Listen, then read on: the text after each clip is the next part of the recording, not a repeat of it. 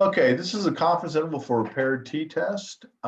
It's page 146 of the note spiral, page 146 of the note spiral. This is scenario 3. We've previously done the hypothesis test for this, and with the same data. So investigators at the U.S. Department of Agriculture wish to compare methods of determining a level of E. coli bacteria contamination in beef. Two different methods, A and B, of determining the level of contamination were used to each of the 10 randomly selected specimens of a certain type of beef. The data obtained in millimicrobes of ground beef for each one of the methods are shown in the table below. Create a 90% confidence interval for the mean difference. Does your confidence interval indicate that the detection methods are different? Justify your response. Well, when I look at this, first off, once again, they said that, hey, we're testing something twice. Were used on each. So both methods were used on each because both methods, method A and method B, I'm probably looking at paired data. When I look at the data, I have data of equal length and I see, hey, we have a listing of what was detected with A. With A, we see what was detected with B. What was detected with A, which was detected with B. So it was done for each one of them. Because it was done for each one of them, this is paired data, and I'm going to need to enter this into L1 and this into L2. And we do that by just going to stat edit. Oops, stat edit. I want to clear that out real quickly.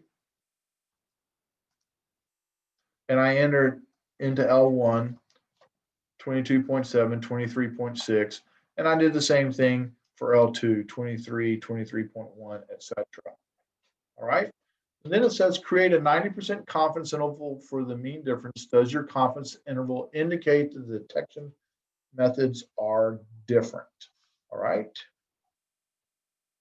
So we need to start off with our definition. Let mu d equal the true population mean difference in detection methods for E. coli, A minus B. Hypercritical that you choose the order and state what it is. You could have done B minus A. It would have changed whether you ended up with a negative interval or a positive interval, but it's still correct. I chose A minus B. Why? A came before B. That's the only reason. Could have gone the other direction. It wouldn't have mattered. All right. Conditions, random sample. They told us they had 10 random samples. 10 divided by 0.1 is 100. There are more than 100 pieces of beef. So the sample size is less than 10% of the population size.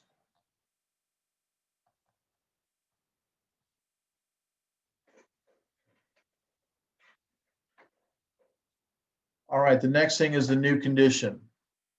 Are the test differences independent? And we are going to say that they are independent because there's no reason for us to believe that the difference from 1 is going to be impact the difference from 2, and that the difference from 2 is going to impact 3 or vice versa. There just doesn't, there's no reasonable reason why. The next test is normality. We have 10 pairs of data. So we don't have, we need 30 pairs of data to be normal by central limit theorem, or they needed to tell us that A was normal and B was normal. Since they didn't give us this, we have to go ahead and do a box plot. To do that, I go into the calculator, I go to stat edit, I'm going to arrow over to number 3 and go up to the top. So arrow up to the top, just like that. Make sure it's highlighted. I'm going to press second 1 minus second 2. And it should populate it. Then I'm going to go second stat plot, press enter, arrow to the left to make sure it's on, drop down, select the box plot showing outliers, second 3. Then I'm going to press zoom 9. Once again, we can use the trace feature on the calculator to get the important points. And I see this is a -1, this is -0.1, etc. Well, I sketch it out as best I can, and then I label the important points, which is all I did right here. right, so we're going to be doing a confidence interval, and the formula for a confidence interval is x bar d plus or minus t star SD divided by the square root of n. We know n happens to be 10, so our degrees of freedom, which is going to be 10 minus 1 or just 9. We don't know XD and SD, and we don't need no T star, so we need to calculate those. So let's get XD and SD first. So stat, calc, one variable statistic, L3.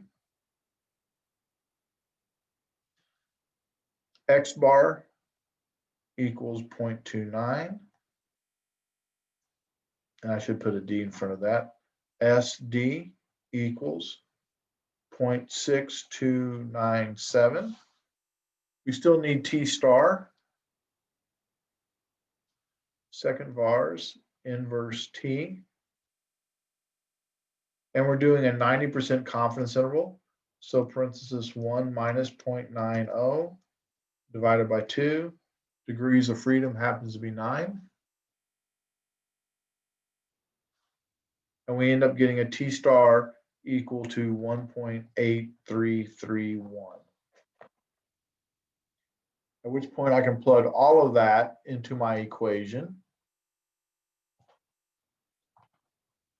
So 0.29 plus or minus 1.8331, 0.6297 divided by the square root of 10. Now that I've shown that, I need to go ahead and calculate it. So stat test number 8 is T interval. Make sure you have list L3 selected. Make sure you have the right size confidence level, which in this case is 0.90. And I get an interval of negative 0.075 to 0.65504.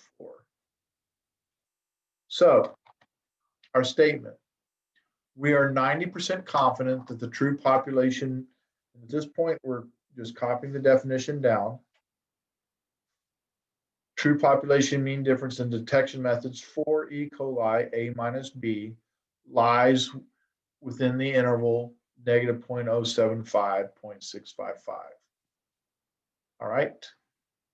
The next thing, our confidence, interpreting our confidence level. This is the interval. You always have to do this. This is the confidence level. In repeated sampling, we expect that this method will capture the true population mean difference in detection methods 90% of the time. All right. And lastly, 0 lies within the interval. Because 0 lies within the interval, we cannot determine which method is better at detecting E. coli. Because 0 lies within the interval, we can't reject a null. The null, if we, and I know it wasn't a null hypothesis, but if we'd written the null hypothesis, we would have said mu D equals 0. And since we contain 0, we cannot reject this. So we have to sit there and go, well, it's a possibility. We cannot say that there's a difference in detection methods. We can't say that one is better than the other. All right, that's it.